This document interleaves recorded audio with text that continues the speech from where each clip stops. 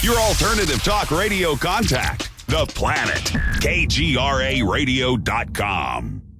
With infinite complacence, people went to and fro over the earth about their little affairs, serene in the assurance of their dominion over this small, spinning fragment of solar driftwood, which by chance or design, man has inherited out of the dark mystery of time and space.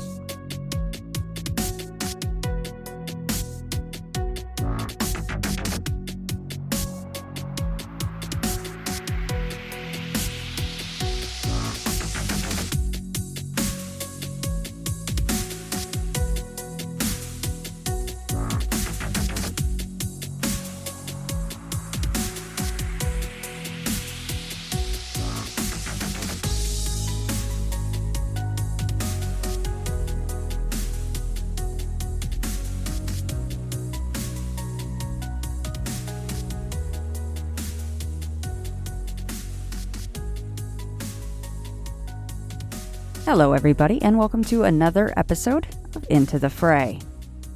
Before we get to my chat with Erica, Seth Breedlove and the Small Town Monsters crew will be in my neck of the woods in just a few short days, so we can begin filming for On the Trail of UFOs.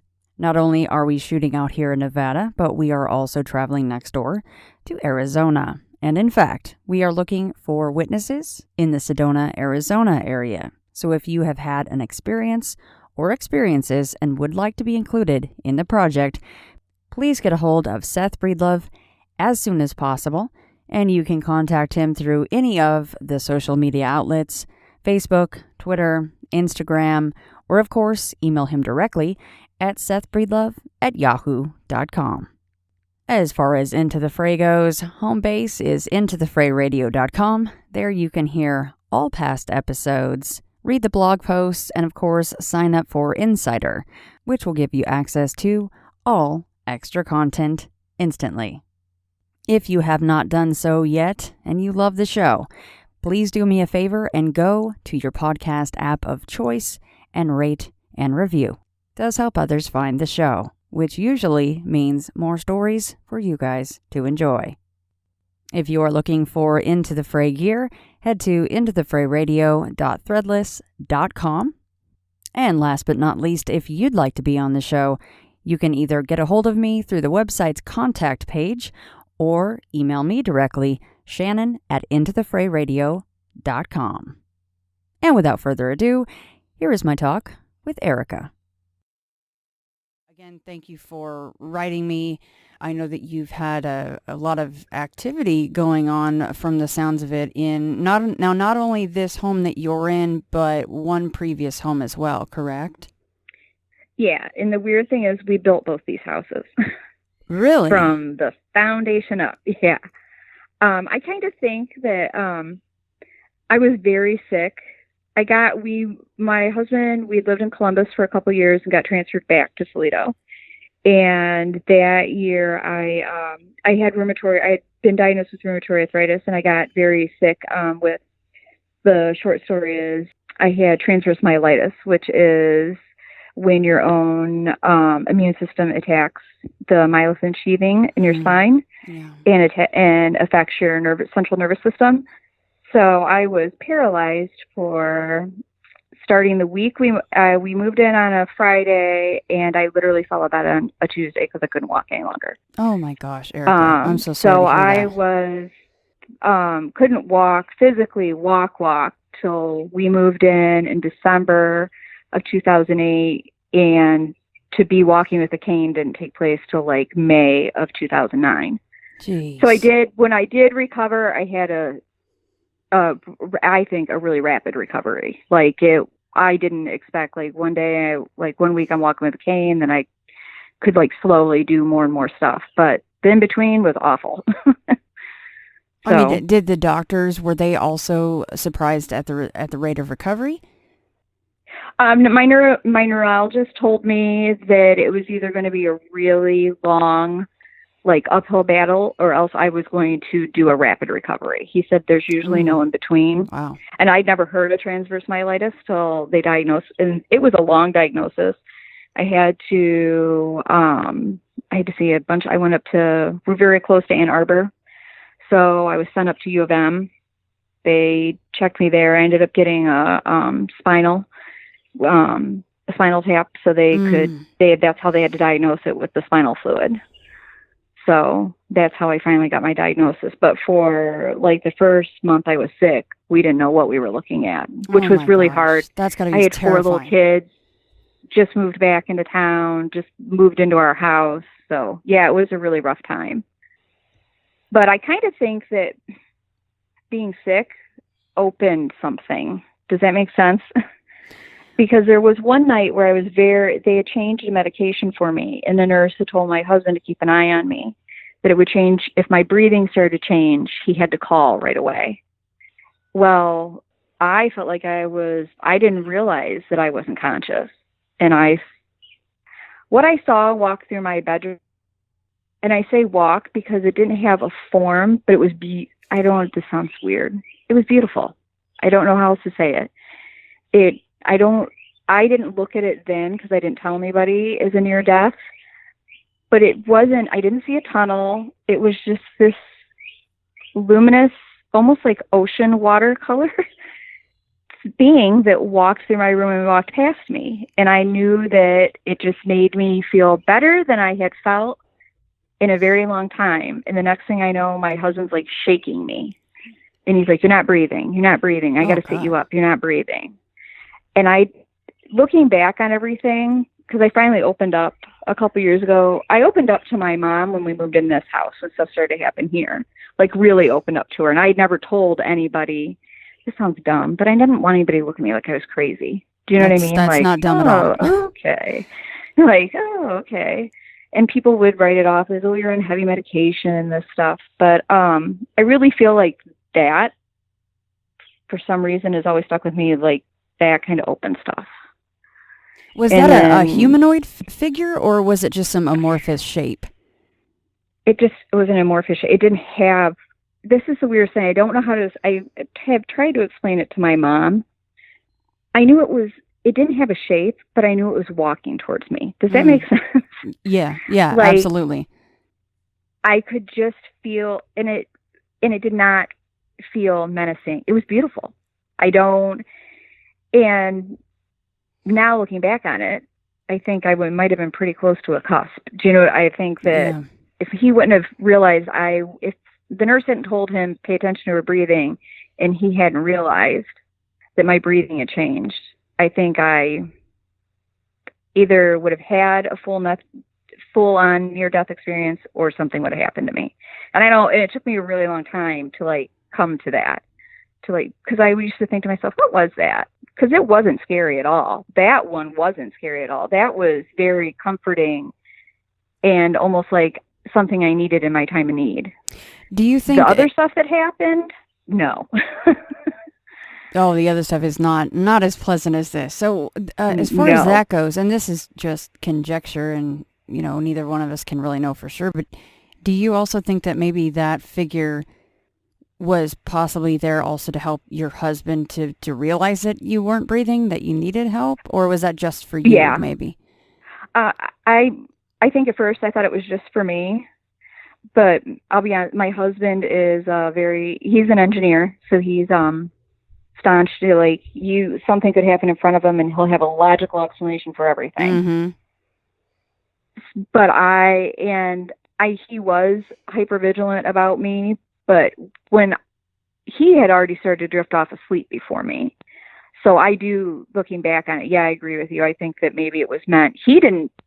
I never told him, if you want to know the truth. Yeah. But he never said to me, hey, I got this funny feeling. He never said anything. Right. And it happened so quick. Like one minute that was happening, the next minute he's like shaking me like, I got to sit you up. You got to sit up. Because the way my paralyzation was, it was really weird. Like they had to like prop my knees up with pillows under and I couldn't turn. I couldn't roll over. So he had to sit me up when that happened. And he was even drifting off to sleep. Yeah. So I don't know if he was kind of sleeping with one eye open, like, oh, I got to keep an eye on her. But, God, that's scary. But I mean, that was, 10 years ago. Like, a freight train could come through our house and he'd sleep. Yeah. Where I'm the really light sleeper. So I understand that. I'm very jealous when people can sleep like that, because I'm right there with you.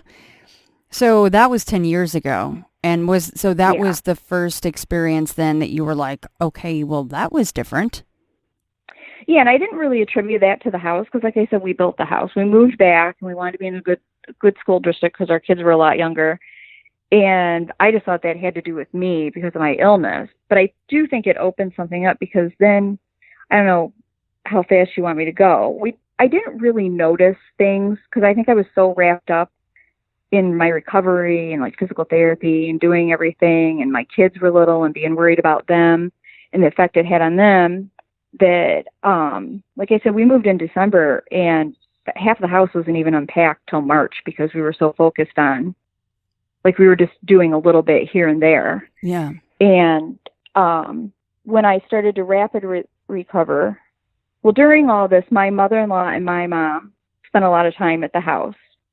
And my mother-in-law would come in and clean like twice a week, clean up everything because I couldn't do anything. And so when I got better, it was really hard for my mother-in-law to kind of relinquish that. Yeah. Mainly because she was always nervous, like, what if you fall and I'm not here? Because we built a colonial, and we finished the third story off. So there was a ton of stairs, like, to the point where when we didn't know what was wrong with me, my husband's like, I don't want to freak you out, but if we find out something, this is going to be permanent, we can't stay here. Right. So that was devastating. So we had that hanging on top of us. But luckily I did recover. And so that May, the first really significant, it kind of started off with a bang, I'll be honest with you. And I didn't tell anybody this. I told my mom, and I told one of my kids, my oldest daughter, but I waited for a very long time. I actually waited several years before I told them. But it was a beautiful day, a really sunny spring day. Like, the kids were still in school, and my youngest at the time was in kindergarten, and I was still using my cane, but we lived on a cul-de-sac circle, so I would have to walk her down to the corner. So it was one of the first days that I didn't have my mother-in-law or somebody with me to walk us down to the bus stop. And I remember I was just in a really good mood. And I got her on the bus around 8:30. And the reason why I'm telling you all this is because it was so weird what happened. So it was really nice. And it was one of those days where I felt hopeful. Like, I'm like, oh, I'm going to beat this. I feel really good. I'm on my own. And at the time I had two little dogs. I had a Boston Terrier and a Pug Mix.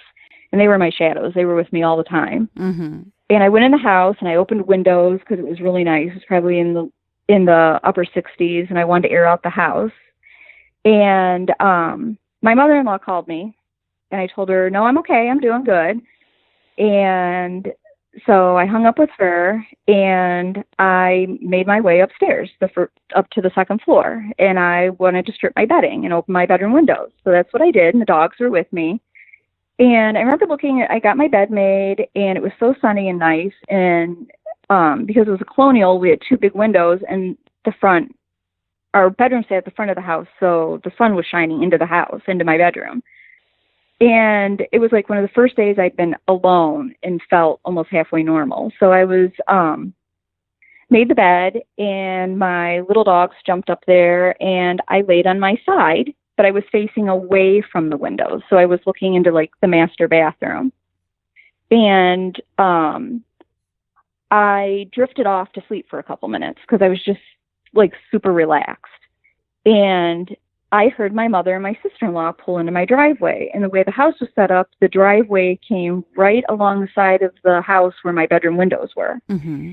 And I thought to myself, oh, crap, if she comes in, she sees me laying down, she's going to think I'm sick and she's going to panic. It was, So I opened my eyes, and my Boston Terrier was growling, which she doesn't. She was a really quiet little dog. And I thought, and I could hear my sister-in-law, and I could clearly hear my sister-in-law and my mother-in-law in the driveway. And I came up. I went to roll over.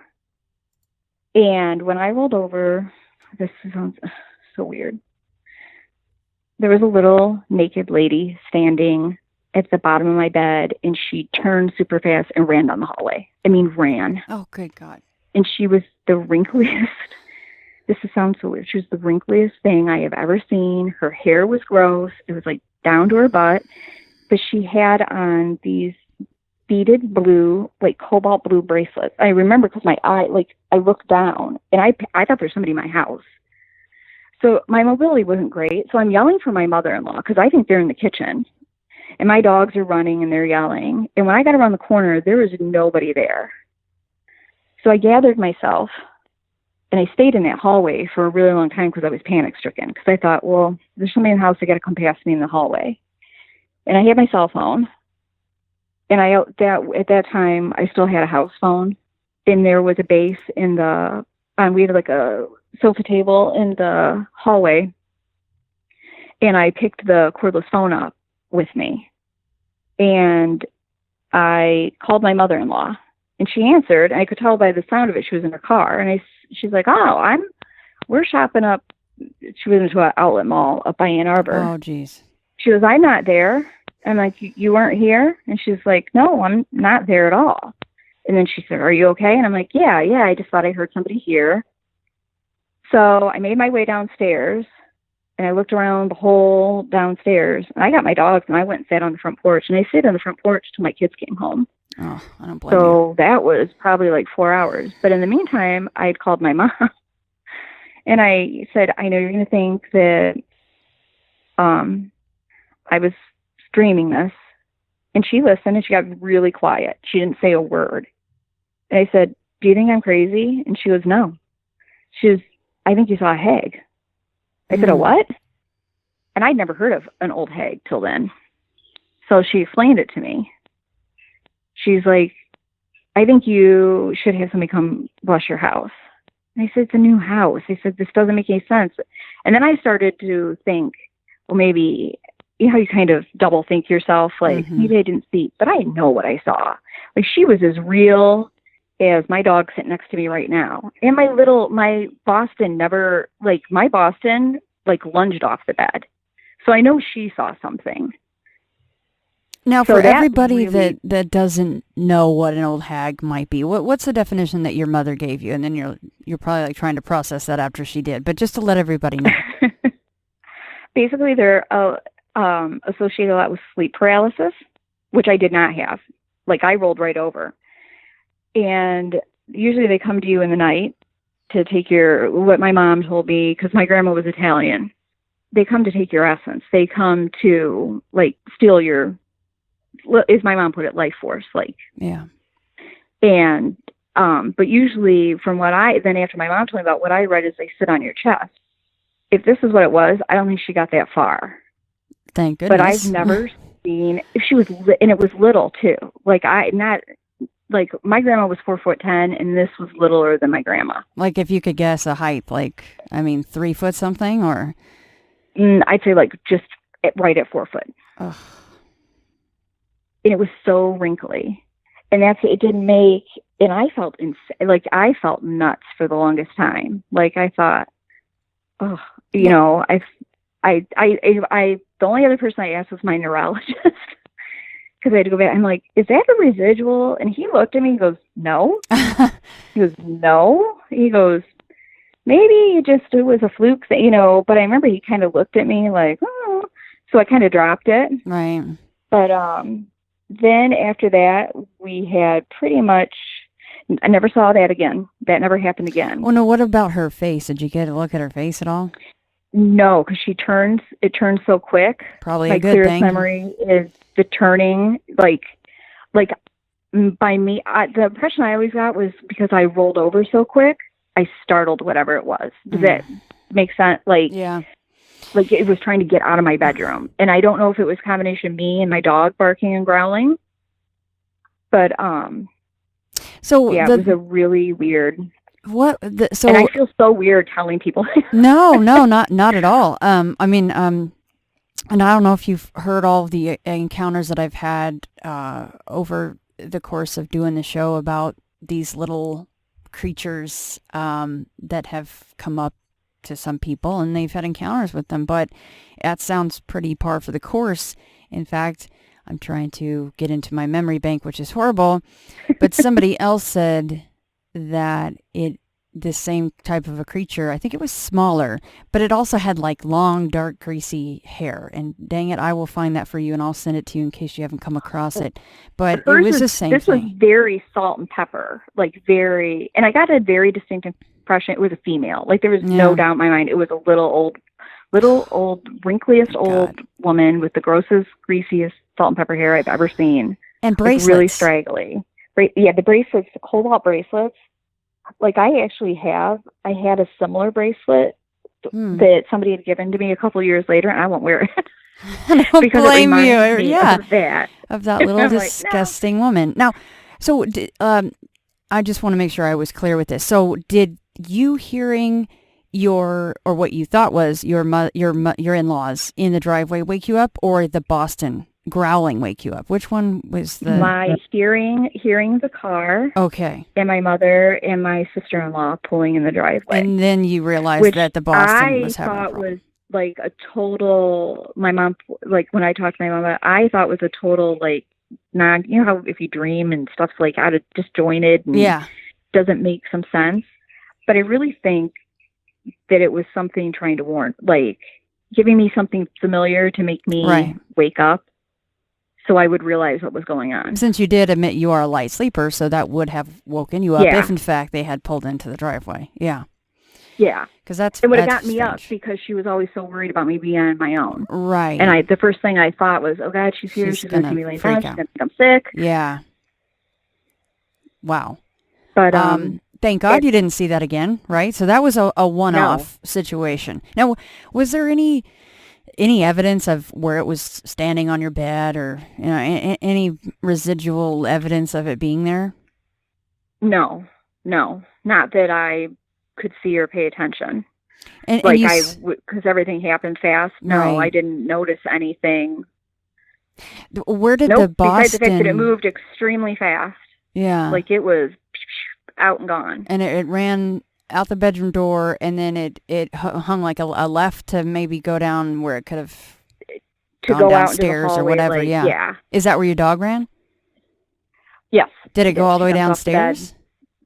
No, she stopped at the top of the stairs because I yelled. Oh God. Yeah. I thought there was somebody in my house. Right. So I started to yell for my mother and my sister-in-law, thinking they were in the kitchen. Like, hey, what's going on? You know what I mean? Right. So my poor little Boston at the time was probably like totally discombobulated. Yeah. But I know that after that happened, like I said, I stayed outside all day. And the dogs didn't have a hard time coming back in the house. I didn't have a hard time with them. Later on, a couple years after we lived there, we ended up getting a German Shepherd, and he was only 8 weeks old when we got him. I still have him. He had a horrible time in that house. Like, he refused to go in the main hallway. If somebody wasn't by him, we used to say he had Scooby-Doo feet when we lived there, because he would just, when Scooby-Doo would get upset and run, how the cartoon was, that's what he would book it down that hallway. Not just once, every time he had to go in that hallway. The one downstairs or the second floor? No, the second floor hallway. Oh. And he slept in my room. So every night we had to grab him by the collar because we had hardwood floors. He was starting to tear up the hardwood floors to get to my room. Yeah, he was very uncomfortable in the basement, which I didn't really associate too much with until I looked back on things, because a lot of dogs have trouble. Like, a lot of dogs won't go into the basement. Right. And I work with dogs, so I mean, a lot of his behavior, I'm like, oh, he's just quirky. And he has epilepsy. But the weird thing is, since we moved to this house, and then we have things that happen here, but he hasn't had a seizure in 3 years. And usually epilepsy gets worse with age. He hasn't had a seizure in 3 years since we moved here. Wow. Like, as soon as we left there, his seizures stopped. Ah, that's interesting. I mean, good for the dog, of course. That's wonderful. Yeah. But so at the time when we lived there, all 4 of my daughters were at home. So, because my oldest daughter is 23. I have another daughter that's 21, one that's 19, and my youngest is 16. So at the time, they were really young when all this was happening. So when they got a little bit older, like my oldest daughter would say to me, because their bedrooms were on the 3rd floor, and my oldest daughter and my second oldest slept on the 3rd floor. So when you would walk up the 3rd floor, there was a hallway, and at the end of one hallway was one bedroom, and the end of the hallway was my oldest daughter's bedroom, and in the middle was their bathroom. And then where the dormer window was like a little sitting area, a little alcove. And the way the girls' beds were set up for a long time was if they kept their doors open, they could look at each other and they could talk back and forth. Well, the older they get, they argue, and they were close in age. And probably when my oldest daughter was like 16 or so, she came to me one day and she said, "Hey, I got to talk to you about something." And I said, "What?" And she goes, "I'm kind of uncomfortable up there." And I said, "Why?" And she said, "I had my door open." She goes, "Which I haven't been," and she hadn't slept with her door open in a long time. She goes, "I had my door open. I was sitting on my bed and man was asleep." She said that she thought I had gotten up and saw motion in his bedroom. And she goes, "When I looked over," she goes, "it looked like it was standing over top of herself, looking at herself." Oh, man. She goes, and I remember because she ran that night, the morning she told me this, the night before, she ran down the stairs. And I said, "What are you doing?" Because she woke, like, it was so loud. And she goes, "Oh, I'm just going down to get a drink." I didn't know she went and sat on the couch and slept all night. I said, "So you left your sister upstairs?" Right. Goes, "I didn't think, Mom. I didn't think." And I said, "Has it ever happened before?" And she said, "No." So that was an incident. And one other time, it always threw me when stuff would happen. I don't know why. Like the incident with the thing happened at like 10 in the morning and it was beautiful outside. Mm-hmm. Another time an incident happened, and this was just a weird, quirky little thing that happened. I'd walked upstairs with a basket of laundry, and my kids, I could hear them. It was probably like 7:30 in the evening. It had to have been late summer. And I was putting laundry away and thinking to myself, just normal stuff, like I got to get them in, they need a bath, da-da-da-da. And when I walked into my youngest bedroom, which was right at the top of the stairs, like if you walked up the stairs and just kept walking through the hallway, you'd walk directly into her room. I wasn't looking at anything. I was thinking about stuff I had to do. Have you ever walked in a room and there's really bad energy, like people have been arguing and you think, oh, yes, what was just going on in here? That bedroom felt so bad in that moment, like something did not want me in there. Like I remember I didn't even put the laundry basket down. I just turned around and walked in the other room. Like, oh. And I stood there. I went in my bedroom. I remember I stood there for a minute and thought, and I did not want to go back in there. And I thought, oh, if it still feels like that, I may have her sleeping with one of the other girls. And I remember I got them, by the time she took her bath and stuff, walked back in the bedroom, the energy was totally different. It didn't feel like that, but it was it hit me like I walked into a wall of something. Were you thinking about how you would word it to her if in fact you did want her to sleep with another one of your daughters in a different room? Actually, because at the time, I think she was like 6 or 7. Yeah. She was always game to go sleep in one of her bigger sister's room. Gotcha. So I think I probably would have just told her, "Hey, you're going to sleep with so-and-so tonight. Sleep over." Yeah. Yeah. But, and I never felt that again. I will admit that my mom always claimed because there's a lot of feminine energy at the house, and my husband traveled quite a bit. So a lot of times it was just the girls and I home. That it kind of ramped up the older they got. And I didn't know if it was because they were getting older or if it was a combination of they're getting older and they were able to be like, "Hey, this happened. Did you ever have this happen to you here?" But my second oldest had the most problems at the house. Her bedroom was right above ours. And even my husband would say there would be times where she wouldn't be home, especially when she was like 16 or 17 out with her friends. And it would sound like she was moving furniture up there. Mm. And I would even go up there and double check, and she wouldn't be there. But when he would hear it. I mean, what would he say then? Yeah, he would say to me, he would roll over and say, "What is she doing up there?" Like, it's like, he goes, I remember one time he said, "It's 11 o'clock at night. Why can't she move that tomorrow?" Because he thought she was moving a chair. And I'm like, I don't think she's up there. And then he's what like, would no, he she's say? up there. Oh. And he's like, well, no, you know how guy, I don't know. Yeah, come back downstairs. Like, she's not up there. He's like, I don't know what it was then. So the subject would just get dropped, basically. Yeah. Yeah. So, in their bedrooms, they had the little attic recess doors behind their doors, like the little, and she had a horrible time. And this lasted till the day we moved out, and she's 22 now, 18 or 19. But we had a really rough patch with her where she insisted that she was hearing a beeping noise coming from behind that wall, and there was something moving around back there. To the point where one night she was in hysterics and came down and got me, and I couldn't hear it. So I made her sit on the bed. Well, to me, she kept going, do you hear it? Do you hear it? Do you hear it? Do you hear it?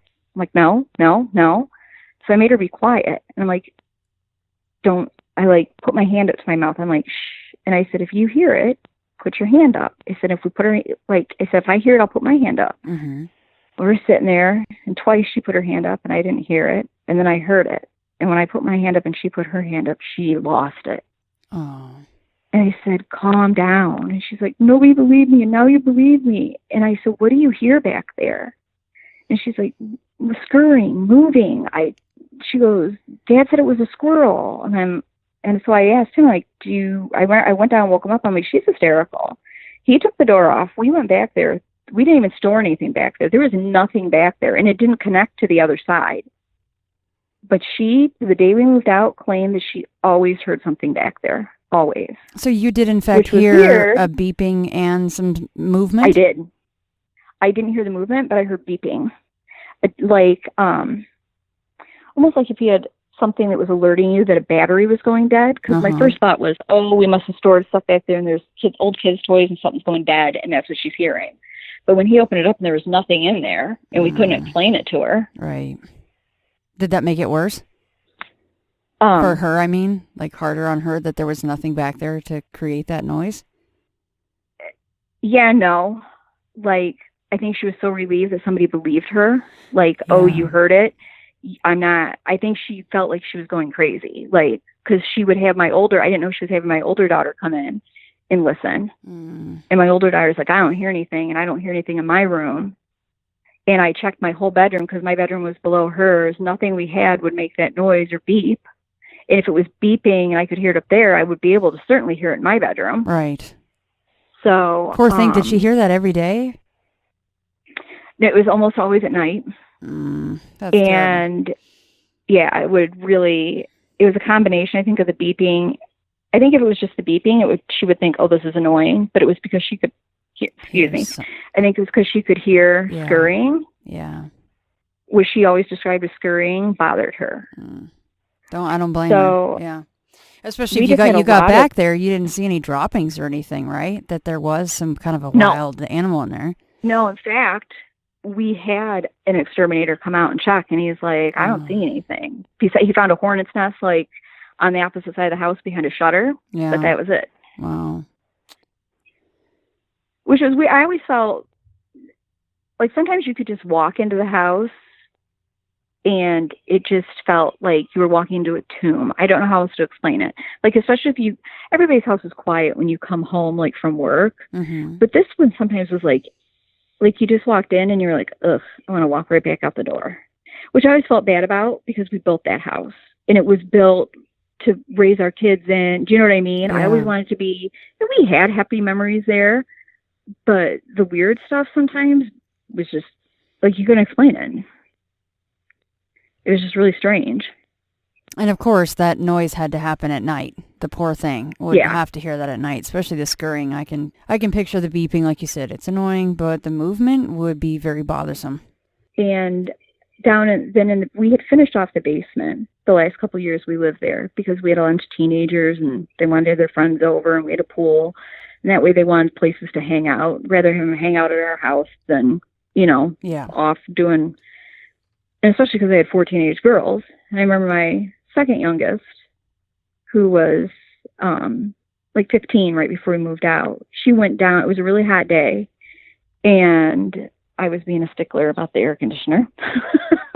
because they've been swimming and people have been coming in and out of the house. I'm like, I'm not turning the air on. She's Yeah. like, well, I'm going to go. She wanted to watch a show. She's like, I'm going to go in the basement and lay on the couch down there and watch. And she was probably down there like 15 minutes. And she came up and she had a really weird look on her face. And she's like, nothing phases her. She's kind of like her dad.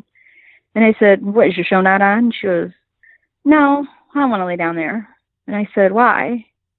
And we had it wasn't Pergo, but it was meant for if the dogs were down there, kids were roughhousing. It wasn't regular hardwood floor, and it kind of clacked weird. It made a weird noise, like if you walked across it. Mm-hmm.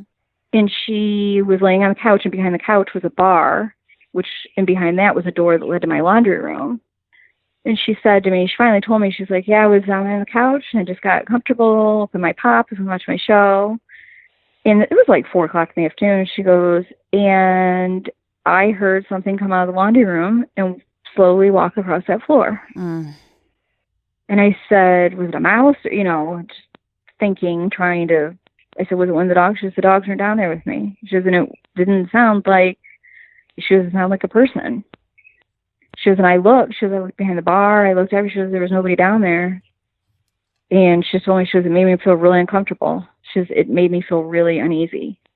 I said, then, stay up here. But we had a lot of incidents like that. Like, it was just like there was something there with us. It just seemed weird. I'm trying to think what else. Just little stuff like that. We didn't ever have problems where, like, if you put something down, it would go missing. Nothing like that. It was more of a really, like, stuff you couldn't really explain. Oh, one big one. One night, my oldest daughter, it was right before she moved out, and my oldest daughter and my second youngest are extremely close. They're thick as thieves. They do everything together, still to this day. I mean, all my girls are close, but those two just have a really tight bond. And this particular night, she came running down the stairs, and she goes, she said my second oldest name. I said, she's sleeping in the basement. She's got like 4 or 5 friends over there sleeping down in the basement. And she's like, she wasn't upstairs. I said, no. She wasn't in my room. I said, no. And this night, my husband wasn't in town. I'm like, why? What's the matter? And she goes, I'm not sleeping up there. She goes, I'm glad I'm moving out. I said, why? Tell me what happened. And she goes, I was laying in bed. She goes, and I rolled to my side. She goes, and I wasn't asleep. She goes, I was messing with my iPhone, or with her phone, she said, and I heard her come in and get in bed, and she went, hi. Mm. She goes, when I rolled over, she wasn't there. She goes, my door wasn't open. And she made me take her down to the basement. She's like, come down with me. I want to make sure she's down there. I went down there, and she was passed out like a light. Like all the girls were asleep. And that, I just remember her kept telling me, I'm glad I'm moving. I'm glad I'm moving. Something got in bed with her and said hi. Yeah. Oh. And she said it was her sister's voice. Right. And she was adamant. She goes, no. She goes, I know her. She comes in my room all the time. I know that was her voice. That was her voice. Because I said, was it, because my other sister, her other sister slept right across the hall from her. I'm like, are you sure it wasn't her? No, I know their voices, she kept saying to me. Yeah. And it wasn't one of those things, it bothered her tremendously. How long after that was she still in the house? She was getting ready to move she was renting a house with some of her friends, so she was their roommates, so it was only like a month, because I remember we already knew that she was going to be moving into the house. I think it was just like the other people that were renting it, they're waiting for them to move out, so she was just home for like another 4 weeks. Did she have a hard time sleeping after that? Yeah. I noticed that she pretty much, if she could be gone somewhere else at night, she would be. And she told me that stuff bothered her all the time. Like what? Was she specific? And all my kids have told me that nothing to that extreme, but just like the other stuff I get, like you would feel like there was, you'd walk in a room and it would feel weird, or you'd feel like all of a sudden you would feel like there was somebody there with you. It was just it was an odd thing. So we had a lot of that stuff. And just as a side note, like I said, we built that house, my husband and I didn't so much, but my husband worked tremendously on that house. The people that bought it from us already have it on the market. So, and I don't know if it was, Yeah. Which I always thought was weird because I don't mean this. It was a really nice house. It was a $400,000 home. People usually don't buy, at least out here in Ohio. That's a pretty large chunk of change to put down. Yeah. And then to only live in 2.5 years and turn around and leave. Yeah. And of course, they really wanted the house. Like when we went to the closing, they meticulously went. It was their first house. They meticulously went through everything. So, and I remember I remember the lady was really excited when we handed the keys off. She took a picture of the key, like held it up to put on her face. So, I mean, when we found out they were selling it again, even my middle daughter, my second oldest, was like, wonder if they had problems. I always thought it was weird. It was a really big house. It was a five bedrooms, 3 full baths, and a half bath. And it was just them and the husband, the wife, and their little girl. A little girl. A really big house. Yeah, a little girl. And especially being their first home, that's a big deal. And I know I've seen a lot of those colonials up there in Ohio, and they're gorgeous, gorgeous homes. Would there be any way that, I mean, it's not an easy thing to bring up, but have you heard down the pipeline from anybody, neighbors that you still talk to or anything about maybe why they're going? No, because when we moved out, the couple that lived by us that were really close, they moved out, who were close to us, they moved out around the same time. We didn't move out because I worked at a dog kennel and I started to train therapy dogs. And we just, being in a neighborhood and having 150-pound Newfoundland and a German Shepherd and other dogs just wasn't conducive anymore. Yeah. And I wanted more space. So that's how we ended up with the new property that we had, because this new property sits on 5 acres. So I have dogs galore. But no, the people that lived across the street from us, this is going to sound awful, are very waspy and very kept to themselves and and they had built a colonial, didn't really talk with anybody in the neighborhood. So no, I don't know why they're moving out. I do know that my neighbors that I had to the right of me moved. We all lived on a cul-de-sac circle. Mm-hmm. They moved shortly before we did. We moved out, and then there was a younger couple that built a really nice house, had a baby, and then about a year after we left, sold their house and moved too. So almost everybody in the circle, I don't know them anymore. Do you think timing-wise that's strange, or just happened to be that way? I mean, you're not thinking that maybe the other houses were having some strange activity as well? I don't know, because nobody ever said anything. And I was really close with the couple that lived, I watched her kids all the time, and they were always swimming in our pool and stuff. And she never mentioned anything. But some people live in situations like that and never say anything. Right. I told her 1 or 2 things, little things, not the hag that I told you about or anything. That I keep kind of close to because it's just such a weird thing. But they never said anything. They never said, yeah, we have little things that happen too. That was smart. You were trying to go fishing a little bit and see if they would bring something up. Yeah.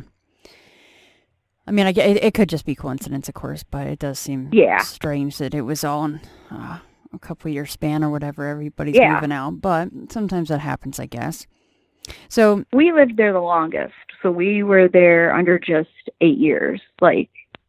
And we bought, like I said, it was because my oldest daughter had moved out and my kids were getting older, and we found this really nice property, and we kind of sat on the property for a little while, tried to pay it down. And then my husband just said, this is a lot of house. You want to do more with your dogs. Let's just bite the bullet and build the other house. So that's how we got here. So how far is this place from the original? 4 miles. Oh, okay. Very close. I worked at a dog kennel. I live on the same road at the dog kennel that actually the only one in my family that didn't work there was my husband and my oldest daughter. All of us, my other kids and I, all worked there. It's kind of changed hands, and they kind of do things a little bit differently. So We put up a big pole barn here, so I kind of do stuff out of my house with my dogs. So that's how we got here. Because ideally, I could have walked to work if I was still working there. Right. It's beautiful here. I will tell you this, that this house has a totally different vibe. I mean, this is a craftsman. We did a totally different design with this. We sit nestled in, it had been farmland, so nobody had built here before. I did ask that. I'm like, has it always been farmland? They're like, yep, it was always farmland. But the way we sit on the road, we sit like, you have to go down our driveway, which where we live in Northwest Ohio is not hilly at all. Mm-hmm. So this is kind of odd. We're the only house on the street that sits like down in a little gully. So you can't see it from the road. You can see it from the road, but you can't see the back part of our property from the road due to the fact that it sits lower and the trees. Because we do sit in, they had used it for farmland, so they cut the property to plant the crops into like, it had been a whole wooded patch. And since like, I think the 60s, they told me it had been used as farmland. So the way our property sits, we're on three full sides were enclosed in woods, but my actual property itself isn't enclosed in the woods. Does that make sense? Yeah, absolutely. We sit so low that we had to dig a 17-foot deep pond, so we had to go through FEMA. FEMA had to come out and show us how to grade our yard because we had sat in a flood zone. In order to pull it out of the flood zone, right, we had to jump through all these hoops. But I would say it's well worth it. I love it here. I will admit we have weird things that go on here, but this doesn't feel benign. This is just, sometimes you just laugh at the things. There have been things that have like scared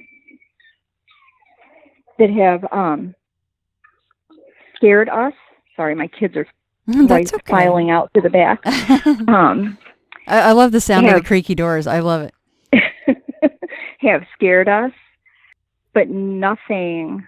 Now, one thing happened here, it horrified my mom. But I was so used to it. I think I'm kind of desensitized to it. I'll just get the long and short. Our lights go on and off here like nobody's business.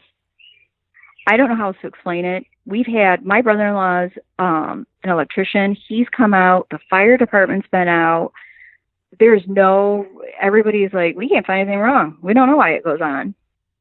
Is it a specific light, or is it many of the lights throughout the home? It's many lights. A lot of times, I've noticed a pattern, I'll be honest with you. My mom thinks it's us. My mom thinks it's the energy of me and my girls. She's always said that. There's a pattern. It will ramp up. My husband travels a lot, so it'll either start a couple days before he leaves. It doesn't sound like a pattern, but it is. It'll start a couple days before he leaves, or happen while he's gone, or the first 2 or 3 days he's back. And is he still kind of in the camp that it's nothing, it can be explained? He will admit he can't explain it. Oh, well, that's something then, at least now, huh?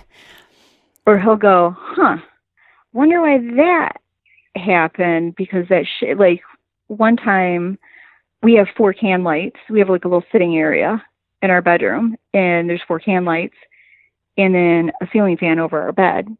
And I kept telling him, hey, I don't know what's going on. And I admit we have like a Nest app, but we ended up disabling it to see if that was causing it. And that wasn't what was going on. I kept telling him, hey, like 2, 3, 4 in the morning, all the lights come on in the room. Oh, Lord. He's like, what are you talking about? And I'm like, yeah, the can lights all come on. Well, they're in a dimmer. In order for me to turn them up full, you have to go all the way through. You have to push it up. Right. Well, they'll just come on full blast 3, 4 in the morning. And one night my mom was staying last October, and I actually had her stay because for a couple days we were having my alarm kept going off downstairs if there was motion, because my kitchen light was going on and off, on and off, on and off. Like you could see it on the camera. And I'm like, what is going on? So you had your mom come because of that? Yeah. Because your husband was out of town. No, I wasn't. No, I'm not judging at all. And two of my kids. But that's why she came. Two of my girls were away. Yeah. My older two girls were away at college, so it was just me and my youngest. Yeah.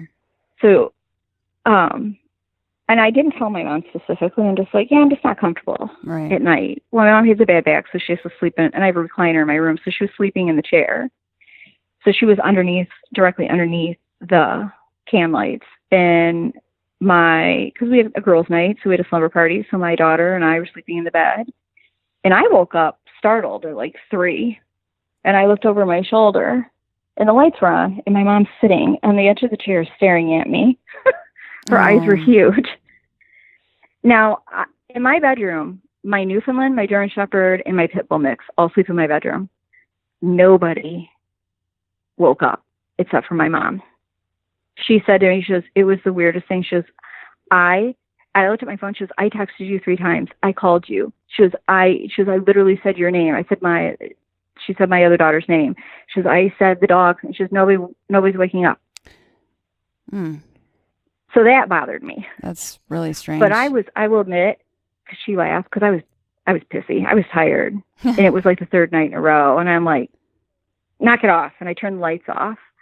And I looked at that switch. And my mom and I looked at that switch. I'm like, did you bump it? She's like, I said, how did it come on? And I'd never told her this. She was like, I was on her exact words were, like I was on the surface of the sun.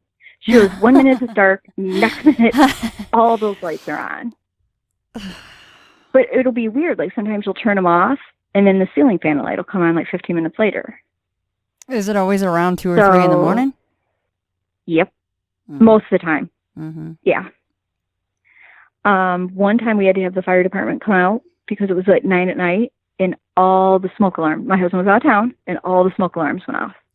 And all my kids, except for my oldest daughter, everybody was home.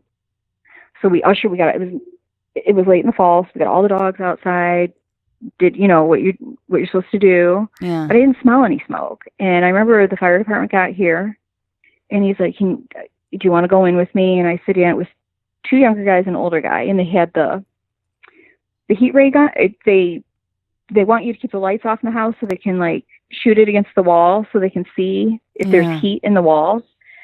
So he said to me, he goes, what room, where's the smoke alarm going? I'm like, they're all going off. They were all going off. And he looked at me and goes, and remember he was turning the corner to go upstairs. He goes, they don't do that. He goes, they'll trail. He goes, but they don't all go off at one time. And right when he said that, they all went off. And I remember he took a step back up the stairs. He goes, oh, they do that here. He kind of looked at me. He goes, so they're all going? I said, yes, they're all going off. So then I'm thinking my house is on fire. Right. I'm like, my brand new house is on fire, and I'm all upset. And he goes, do you want to stand outside? I'm like, I'll stand on the porch. Well, then he came. They did what they had to do, and he came and he got me. He's like, we can't find anything. He goes, I even checked your candles to make sure he basically said to make sure you weren't lying to me, that you had a candle burning, I said, no, I don't. I said, I make a habit when my husband's gone. I don't burn candles. I don't do stuff like that. And he walked me through everything, and he checked all the batteries, and he goes, they all went off at once. He goes, this one in my youngest daughter's bedroom, he goes, is the only one blinking red. He goes, which I'm going to take as an indicator that it's the one that set everything off. Well, he took the battery. He goes, I'm going to take the battery out of this. He goes, we're going to wait a minute. They all went off again.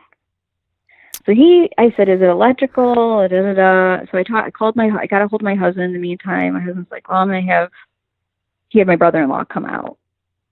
So the next day, because the fire department's like, hey, if they go off again, don't hesitate to call, even though we know it's not a fire, still, to make you feel better. Yeah, yeah.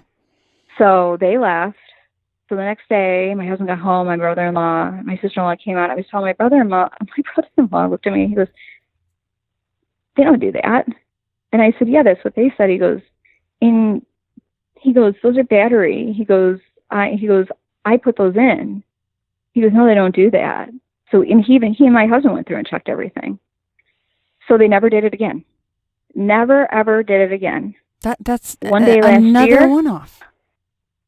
That's so strange. Never did it again. Then one day last year, we were sitting here. My cousin was here, and we were sitting here laughing and talking about it because I had called her that night. Yeah. My cousin and I and my girls are really close.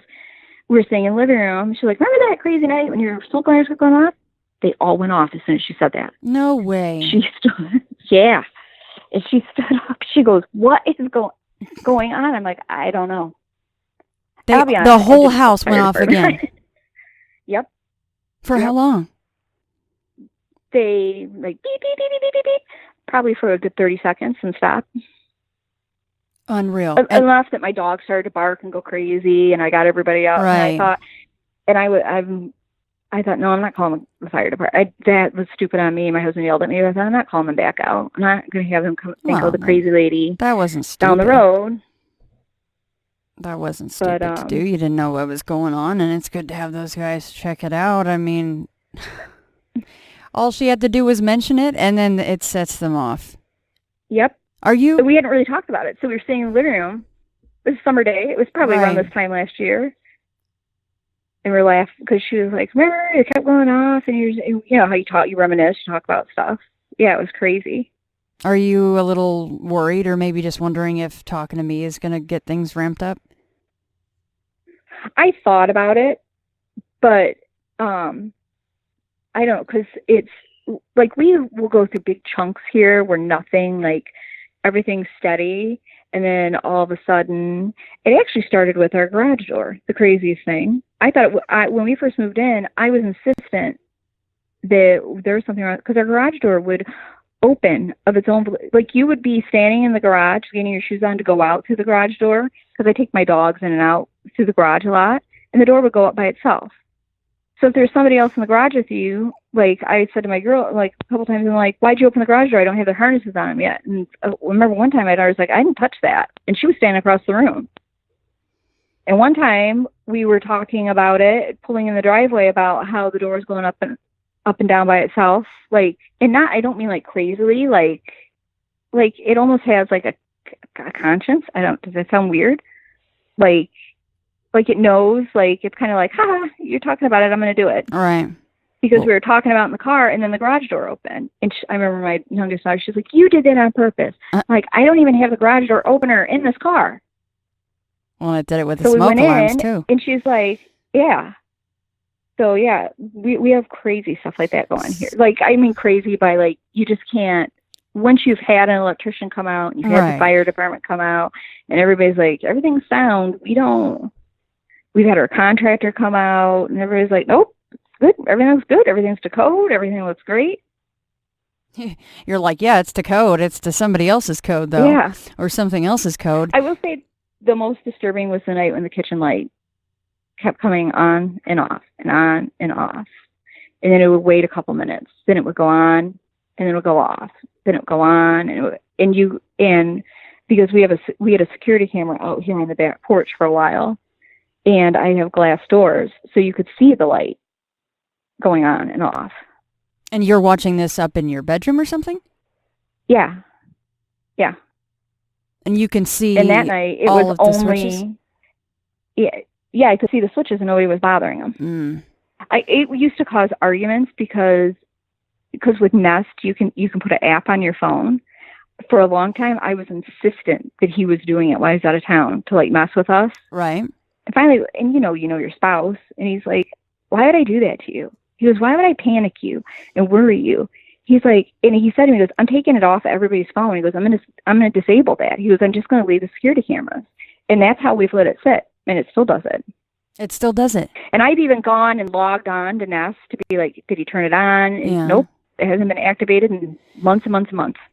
That's true, because I have an ADT app, and you can see each and every time somebody activates something, or if a door opens or closes or whatever. Yeah. Okay. So it still does that to this day? How often does it do that? The last time was my bedroom, and it was at the beginning of March, and he was out of town, and I woke up at 2 a.m, and my ceiling fan light was on. Mm. And I did call him. I'm like, I'm really sick of this. I'm like, are you sure it's not? Because I always, double check, isn't sure it's not. And he said to me, he's like, just turn it off. So when he got home the next night, it did the same thing. And I got out of bed, and he's like, pull the chain. He goes, turn it off with the chain this time. We fell back to sleep. Hour later, back on. After you pulled the I remember chain he said to me, he goes, Mm. yeah, he's like, I don't know. He's like, I don't know why he's doing that. I said, well, we can't take light bulbs out of everything. Right. Walk around like. I mean, but it's not. I mean, if you understand this is more aggravating and kind of like, but it doesn't feel malevolent. I don't know how. It just feels like. Of course, your mom doesn't like it too much. No, she was petrified. Yeah. And it's not that I like it, but it's never escalated past that.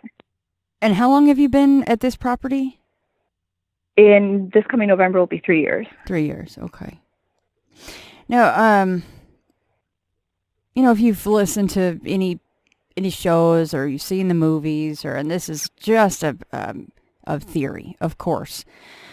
But the timing doesn't really add up for this theory. But you hear the theory, especially since you have 4 girls in the house, that when kids are going through puberty and all the changes, that sometimes they can have this extra, vibe about them, or quote unquote powers is the wrong word. But, that might be a theory. But when this started, your kids were really, really young. And it was more attached to when you got really sick. And so you felt like you really were the catalyst for this and my mom activity. Feels that. My mom, if you could talk to my mom, I should have had her here. My mom's always, not at the other house.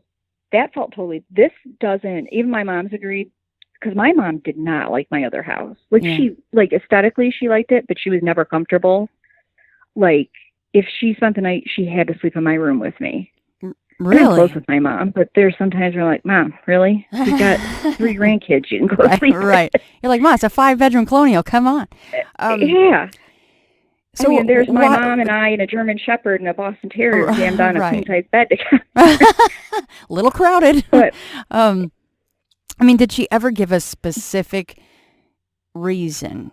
I know that the incident you just brought up in this recent house. So what about that first house? Did she say, well, I saw something, or I feel it is this or that? Was she ever specific on why?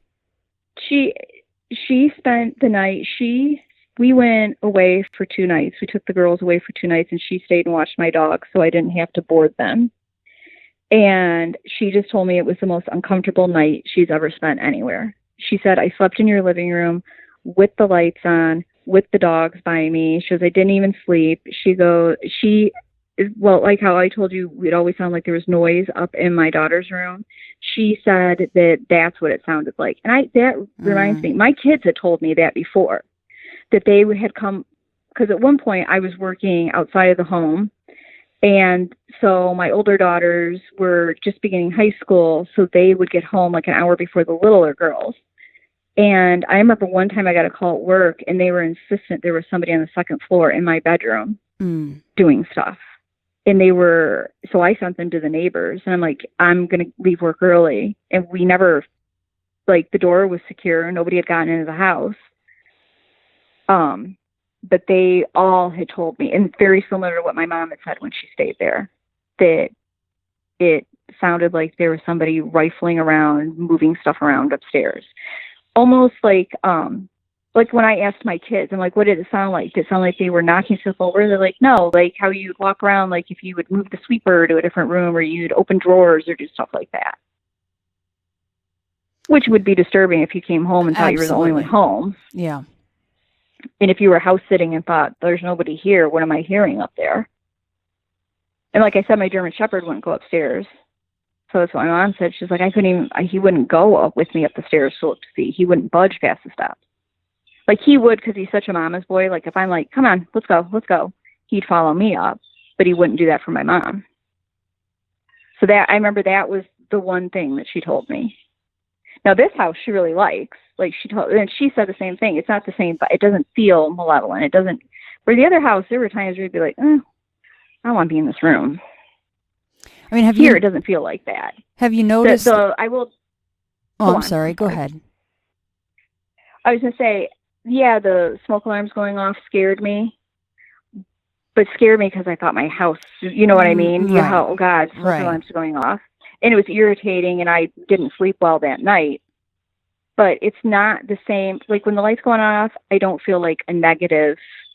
I almost feel like it's somebody like, wake up, I'm screwing around with you. You know what I mean? Like, that would tick me off too, because you said something like you had gotten little sleep over a few nights. You were grumpy. I'm the same way. I'm like, I need my sleep, or Mama's really grumpy.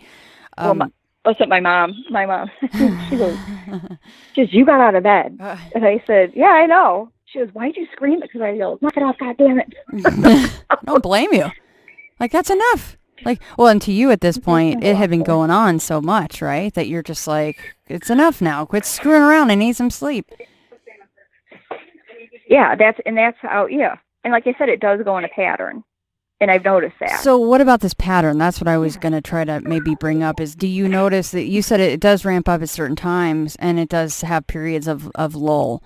Is there a pattern to that? Is there a rhyme or reason to that? Not the lull that I noticed, but I noticed when it's going to happen, it's going to be like before he's going to go on a trip. So that's why I think my mom thinks it's me. Mm-hmm. And then you said it unconsciously. Yeah. But I've always been like, he traveled our whole 20-something year marriage.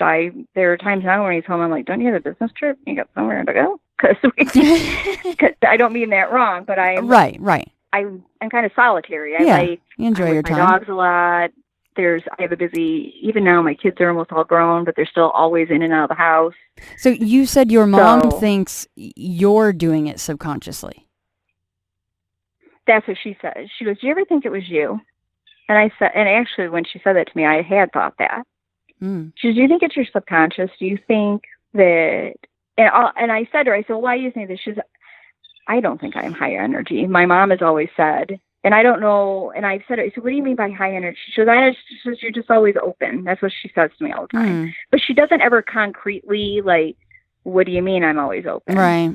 I don't know, because I don't ever, if somebody comes to me and tells me things, hey, if that's your truth, I'll listen to you. Yeah.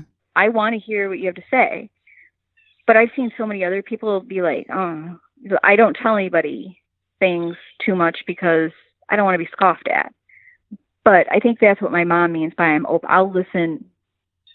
Because I had a friend who told me scary stuff that happened in her house, and when I kind of told her stuff, she acted like I was insane. I'm like, well, wait a minute. What? It's not tit for tat. I'm telling you. Yeah, that doesn't make any sense. Because I'm telling you because I believe you. But there are people that are like that only believe what happens to them. Right. Yeah, that's frustrating, isn't it? You're like, someone to open up to. Not so much. Yeah. But, so do you think that there's any, like family history that maybe, maybe your mom hasn't shared with you, or maybe she just doesn't know, but, maybe getting things like a spinal tap and things like that and going into all of these health scares did unlock something. I do know that my mom's youngest brother, he's passed away, and my grandma always had weird stuff happen to them. And it wasn't like talked about, but they were open amongst themselves within the family. So it was weird, like this kind of stuff that we're talking about? I think with my mom's brother, even a little bit darker. Really? He had been an alcoholic for a while, and I think that their theory always was that he was open to, and it attracted bad juju, is what I was always told. Because he just had phenomenally bad luck, and then he just had weird stuff that happened to him all the time. It is interesting, though, that it's right before he leaves, and then it tends to hang out a little bit for a day or two, you said, after he gets home, right? Yeah. And then he's home. Enough that this time in this house, he's actually looked at me and said, I don't know why that's doing that. We've had it looked at. I don't understand. I don't know. Like the one night when he's like, well, we'll just take the light bulbs out. I'm like, you can't live in a house with no light bulbs. God, that would be a big job every day. Yeah. That would be a big job. I mean, But yeah, I'll be honest with you. He and I don't, like, unless he's here and he's like, oh, hey, that light just went on. I'm like, yeah, I saw it. It's not something that we readily, like, sit down and, like, discuss like I am with you. Just because he's an engineer, he's hardwired for math and science. And have you ever thought about and you're probably watching it on your phone, so it might not even come across your mind to do this. But have you ever thought of like opening the Nest on the computer and then recording some of the activity with your phone? Or, I mean, you see it, so maybe that doesn't even cross your mind to do it. But have you ever thought of recording some of this stuff? Well, like we have, because it happens at night, so we have a security camera. So like, you can see it through. Like the one camera was really clear because it faced the door and into my kitchen. So that night you could see it go on and off. I had thought about recording stuff, but I thought I didn't want to. What if I didn't like what I saw? Yeah, no, totally. How would I live that. here? Mm-hmm. Yeah. And I'm not usually like that, but I actually thought that. Like, how would I reconcile if I saw? Right. And the most he's ever said to me was the cliche, "Oh, it's Indian spirits." And I'm like, stop. Everybody says that. Not everybody is. Right. Stop. Right. But I do know we live really close to, like, Fort Meigs, mm-hmm. and the Wabash Cannonball Trail, and like my it's probably giving away a lot, but we live in the Anthony Wayne School District, and like a mile and a half up the road, one day last year we went to there's a park up here, and there was a big monument for Indians, and he, out of nowhere, we weren't talking about anything, he looked at me and goes, "See, I told you, it's Indian ghosts." Mm. I'm like, "No." He's like, "Well, look." He's like, "The whole trail goes down our yard." I mean, he may not be wrong, but it we can't, and I've said it before, and other people say it too. It's just, you just don't know. I mean, land everywhere has had usually something happen on it at some point. So, oh yeah, it could be. It's not that he's wrong. We just don't know. But like you said, it may not be the best idea just to be like, oh yes, definitely Indian spirits. But I just always think it's funny. He's so nonchalant about that. Like, right, when it comes out, yeah, it's Indian ghosts. I'm like, that's where you go to? Yeah. He goes full bore when he goes there. That's funny. I mean, I'm on board with you, like with the whole recording thing, and the same goes for, and I've asked a lot of people this that have activity like this. Well, have you ever thought about, trying to record some EVPs? Well, do you really want to hear, somebody talking or grumbling or moaning or whatever the horrific sound that you might hear next to your bed or wherever the heck you set the recorder? So I understand. Sorry, there's a gaggle of birds flying over my pond and they're going nuts. That's okay. It was noisy. I'm sorry. Indian ghosts, they agree. Yep. It's a sign. But no, I agree with you don't always want to have a lot of documentation because you get to see it live. So you don't really need the confirmation for yourself, right? And the only thing the other house always bothered my dogs. I don't mean to bring, dogs are what I do. That's who I spend my days with. That's what I train. I have huge dogs, and even like my German Shepherd, he's 10 now. This house doesn't seem to bother him at all. Yeah. Like, he's not afraid to go up the stairs. He's not afraid to go in my bedroom by himself. Very good sign. Yeah. So I always figure that's a good sign too, because if they get nervous or weirded out, then I think I have to be a little bit more vigilant about stuff. No more little naked women on the bed. That's not cool at all. No, that was. No, I think you're only like the third person I've ever told that to. Because who would believe that? Right. I mean, it was such a weird, and I'd never heard of a hag. So then I had to look it all up. And I'm like, oh, I think she's right. I think that's kind of a real thing. Now, how did your mom know about that? That's kind of interesting that she even knew what that was. My mom's very smart. She reads a ton. And I think that's an interest that she, like, paranormal stuff doesn't bother her or weird her out. And she's just like a sieve for information. That's good. That's awesome. So I think, like, if she latches onto something, she'll read about stuff. So, but that was just one thing I remember she was very quiet. She's like, I think it was a hag.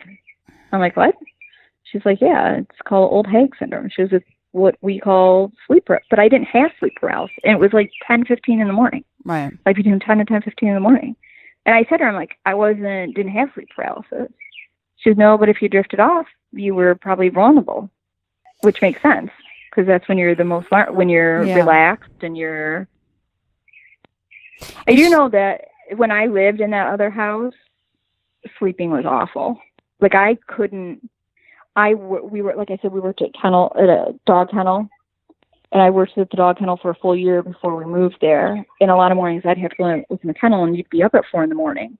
So by like 1 p.m, you've put in a full day of work, and it's hard work. It's on contact. It's with animals. So sometimes I'd come home and I would be super tired and want to lay down and take a nap. Always have horrendous night, especially if I lay down in my bedroom. If I lay down on the couch, not so bad. My bedroom, horrendous nightmares. Like to the point where I'd be like, it's not even worth laying down. I'll just stay tired. The thing about these trolls or the hags is that they're very tangible when you see them. And she actually, you saw her turn. You could see her bracelet and the dirty hair, and she's wrinkly. She turned and ran, and she had to run, physically run. And did you hear her hit the ground and all that? Or, I mean, maybe you weren't... Like somebody moving out of your room. Okay, yeah. So you did, so yeah. So she wasn't on the bed, like she was approaching the bed. Sorry, right. I got. Yeah. So she turns and she runs, but the thing is, where the hell did she go? Like, it was a very physical thing, you know what I mean? And then all of a sudden, she's just gone. Like, where do these things go? It's just the strangest thing. Like, why didn't she just disappear into thin air in front of you, is what I'm trying to get at. You know? Why did she have to turn and run? That's how I always felt. I always felt like if I wouldn't have rolled over and stayed asleep, what was I going to do? You know, that's when I sat on the front porch. That's when I got horrified. Like, yeah, what did I see? Why? And I'm always thankful that I thought I heard my mother and my sister-in-law, because if I wouldn't have, yeah, I wonder if she was going to round the bed and just come to, because you were facing towards your bathroom, I think you said. Were you at the edge of the bed or more in the middle of the bed? No, I was laying on my side of the bed, kind of like laid. My feet, I remember my feet were hanging off the bed, kind of like how you just like drape yourself across the bed. Yeah. I just made the bed and talking to my little dogs, and they were up there. And between hearing my mother-in-law and my Boston growling. Can you imagine? She had a really big reaction. Yeah. Because she was like, I remember her ridge was up. You know, when dogs, their hackles kind of go up along their back. She had a little mohawk. You can't see and you can't fake. That's dogs. Dogs are not in this for the fakery and to see our reaction for no reason. So she definitely saw something. She saw what you saw, but nope, they're a huge. I always believe they're because I have a therapy dog. They're a huge barometer. Yeah. I don't solely do it, but if my dogs get weirded out by somebody, I kind of keep, and it's somebody I don't know, I kind of keep it like, okay, why don't you like that person? No, seriously, they know that I don't. They can sense some evil or something else going on with people and other things. They absolutely can. I mean, can you imagine it's horrible enough that you saw what you saw, that hag, that troll, whatever we want to call it. I mean, I really wonder if she was going to round the bed and be standing in front of you or crouch down and, your side of the bed. I mean, I don't know. I just wonder how much worse it would have gotten had this phantom sounds of your in-laws being in the driveway. I don't know. And my in-law, and I've never told my in-laws aren't the type of people that hey, I had this weird experience. So I've never told her that. Oh. I've never been like, hey, I thought I called her because I thought for sure there, and she's like, no, I'm not here. I'm shopping. I'm up at so-and-so. We're at the outlet mall. And then right away, she's like, do you need me to come? Are you okay? And I'm like, oh, I'm fine. I thought I heard you. So I heard you in the driveway. I was panicking, but I was like, I'm good.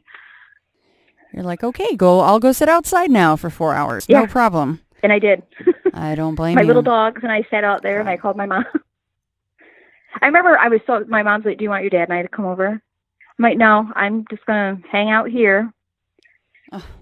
And I don't know why. Thinking back, I should have left. But I think it was because I had the dogs, and it was just such a weird thing that I just thought, I'm just going to hang out outside of the house. Did you go back out there that night and sleep? Yeah. I didn't sleep. I remember that. I mean, because I didn't tell my husband, because he would have never believed. Like, he'd have been like, oh, we're getting you back to the neurologist right away. Do you know what I mean? Right. Was he home at that point, or was he out of town at that point? No, he was in town. No, Okay. the pattern with him going out of town is this new house, the old house, stuff happened. And if he had stuff happen to him there, he never said a word, like never said anything. Because it certainly doesn't seem like it's completely obviously opposed to him seeing things or experiencing things, because he has had some things happen to him. But yeah, I wonder if he's really holding back some information. But like you said, he may never share. No, I don't.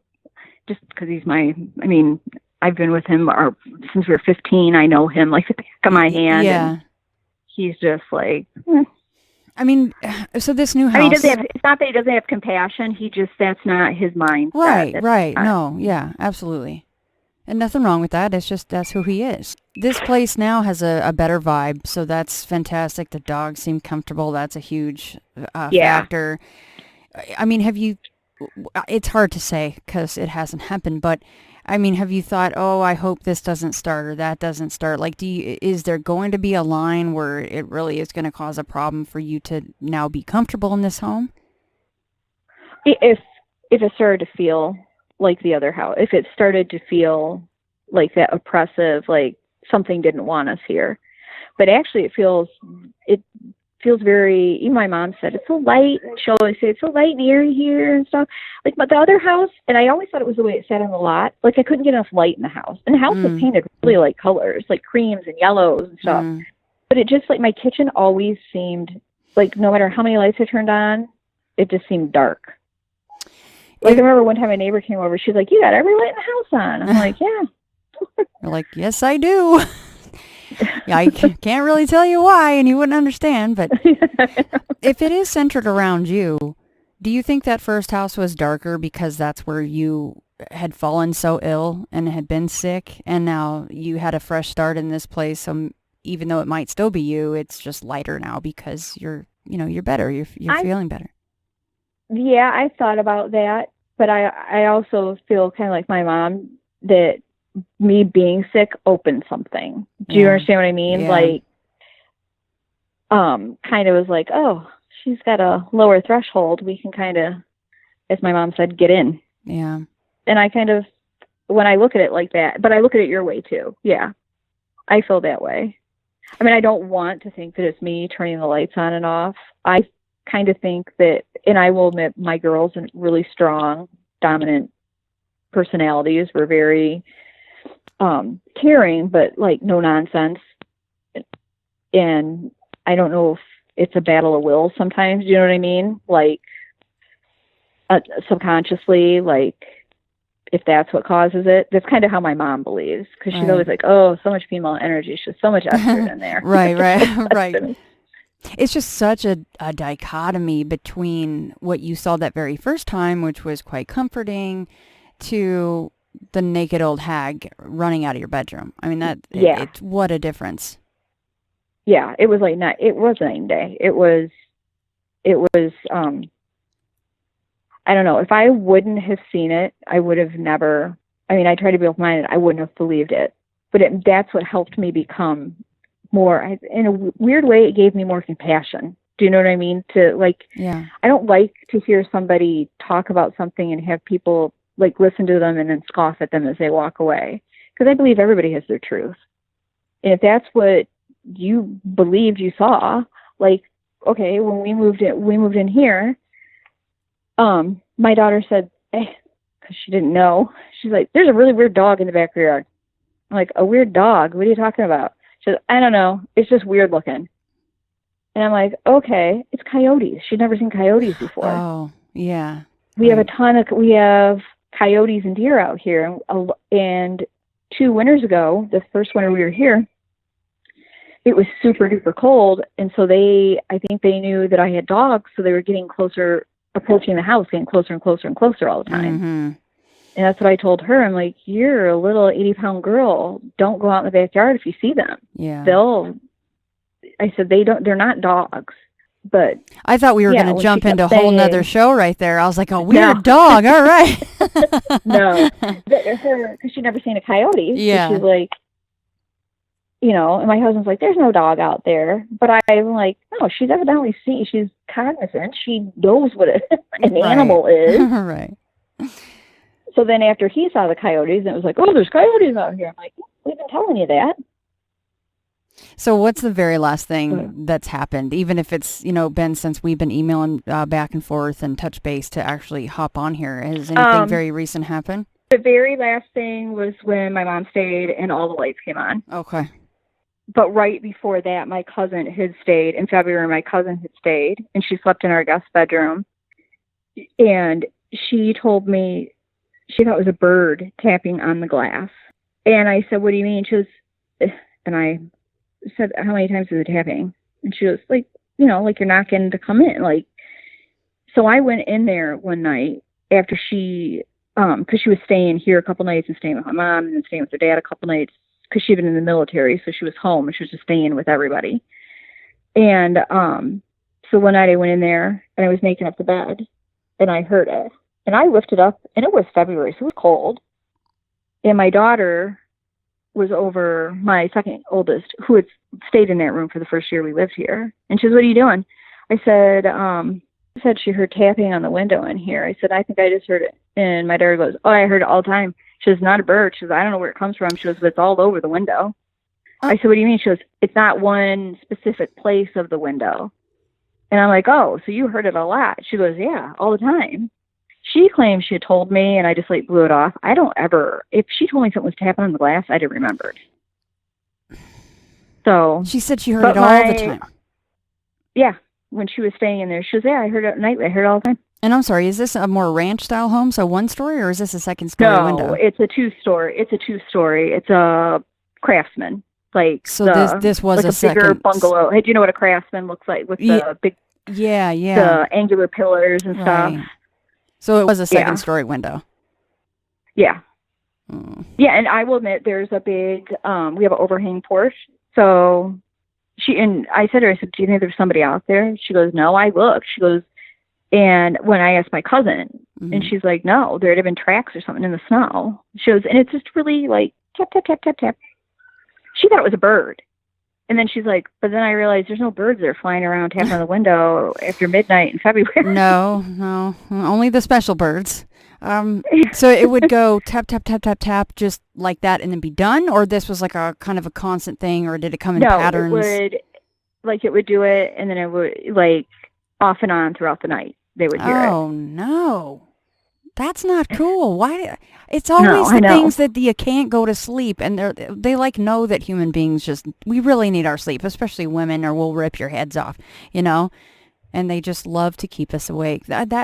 But your daughter's the one that goes, oh yeah, I heard it all the time, but oh, it's not a bird. I would hear it all the time in different parts of the window. Yeah. Oh. Which threw me off that it happened enough that she was noticing it wasn't in the same part of the window. Right. I have to go in the house. My daughter's dropping my grandson off. Oh, no problem. I appreciate you staying on with me this long. I'm about to let you go. I thank you so much for sharing all these stories. I mean, are you always just kind of thinking about it, wondering what's next, or you're so used to it now, it's whatever? I think I'm so used to it now that unless it's happening for a couple days in a row, then I kind of get keyed up. Do you know what I mean? Oh, is it going to do it again tonight? Am I getting any sleep tonight? I mean, a lot of times when it would happen, we'd come sleep in the living room, my youngest daughter and I would. See, and that's kind of a big deal. Because I didn't want to be, That's kind of a big deal, because that's your house, and you're supposed to be comfortable there and sleep in your bedroom and not do the camp out in the living room, which they can be fun, but maybe not for those reasons.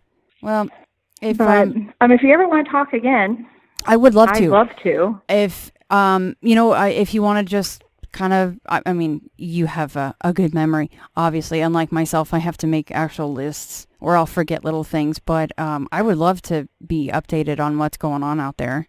If you guys still have ongoing activity, or talk to your mom or whatever. I was going to say, maybe next time I can have my mom, because my mom, the big, when those lights came on, she was ugh. I think she was upset that she thought it was funny and a little bit disconcerting that I was she's like, it made you mad. I'm like, I'm tired of it. Right. Well, and she's like, I wanted to run down the stairs. She goes, you guys weren't waking up. Well, and she isn't that part kind of you, disconcerting? That she called the dog, she called you guys, and then like that side of it's quite odd. She sat there. She said she sat there for almost a half an hour. Oh God! That did make me feel bad. That made me feel really bad. Right. That was a long time. I'm like, Mom, why didn't you get up? And I said, Mom, why didn't you get up and come like physically wake me up? She goes, I don't know. I was scared. Aww. Yeah, I would love to talk to her if she's up for it. If not, I totally understand. But I don't want to keep you too much longer here. I appreciate you, first of all, emailing me and being willing to share these. No, and I appreciate you. Thank you so much. Because actually it does feel good to tell somebody and not have them be like, okay. Yeah, I understand that. Some people will be like, oh, you've had one thing. They don't really. Right. Some people just have it just happens, I think. Yeah. Well, anything else that you guys want to share, I would be more than willing and grateful to hear. So thank you so much, Erica. Thank you. All right, have a good day. Bye-bye. Bye. Well, I'm so-and-so. I was given this name by my parents. I've been to such and such a college. I've done these things in my profession. I produce a little biography. Buddha says, forget it. That's not true. That's some story. That's all gone. That's all past. I want to see the real you are now. Well, nobody knows who that is. Because we don't know ourselves except through listening to our echoes and consulting our memories. But then there's a real you, and that again leads us back to this question. Who are you? That is the real you. We shall see how they play with this exam by the koans to get you to come out of your shell and find out who you really are.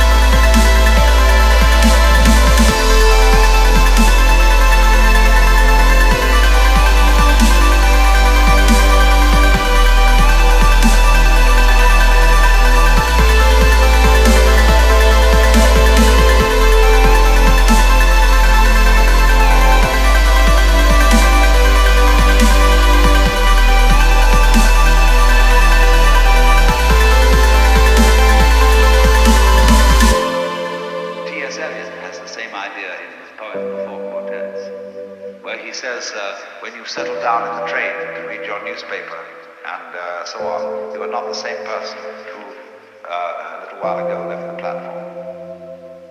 If you think you are linking your moments up in a chain.